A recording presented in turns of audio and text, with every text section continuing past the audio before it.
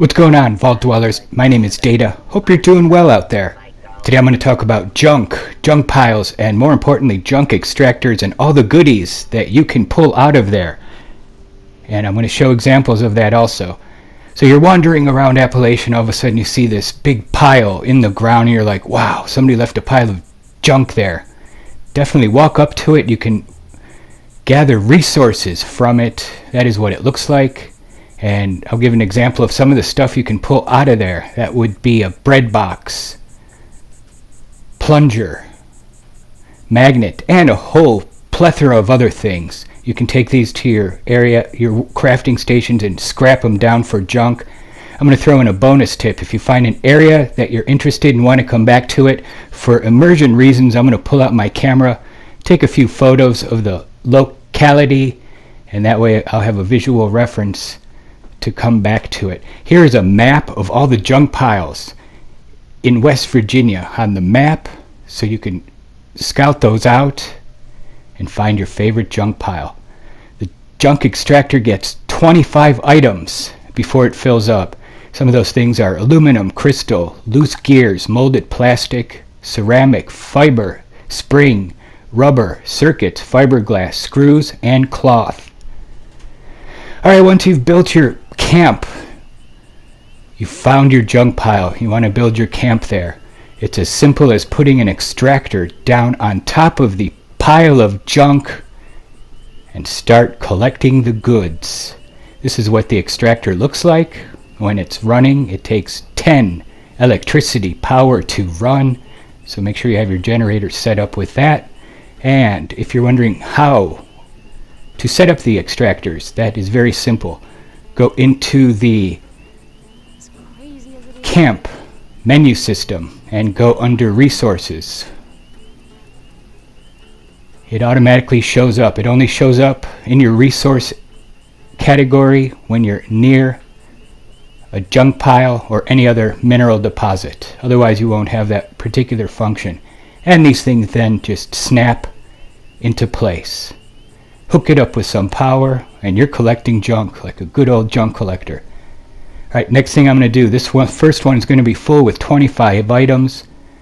So I'm going to go through a few of these so you can get an idea of what kind of numbers of junk items you're going to get. I'm specifically looking for screws because those seem to be more rare, and I don't want to be spending tons of caps at the vendor buying screws all the time.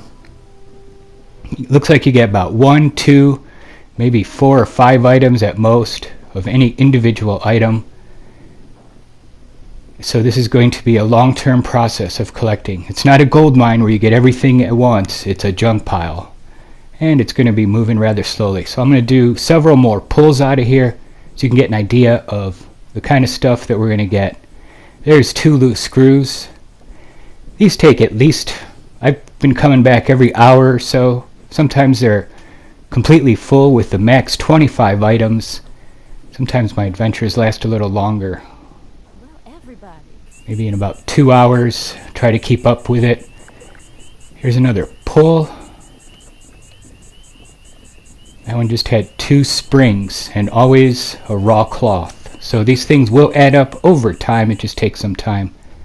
Let's do another one. It's like playing a slot machine. What are you going to get out of there? That one had 3 loose screws, so that was a bonus, and 3 gears and 3 springs.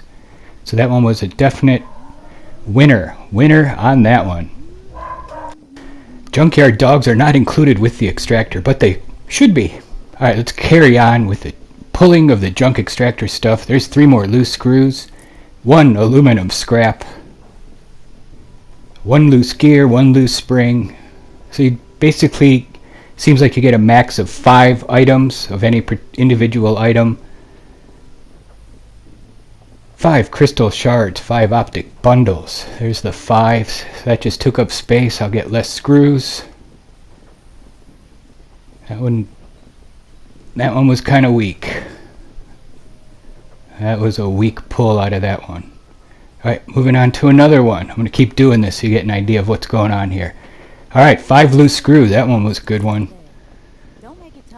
3 gears and 2 springs. And a random assortment of other stuff. Hi there.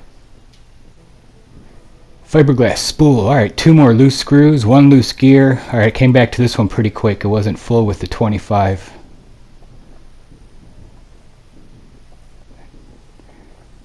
And the final one for this video, 1 more loose screw and 2 springs.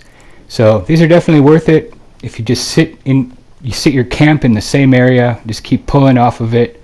Over time you will collect stuff.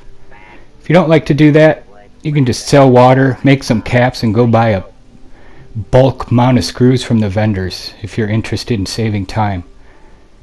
Alright, that'll do it for this video. Hope it helped. See you in the next one.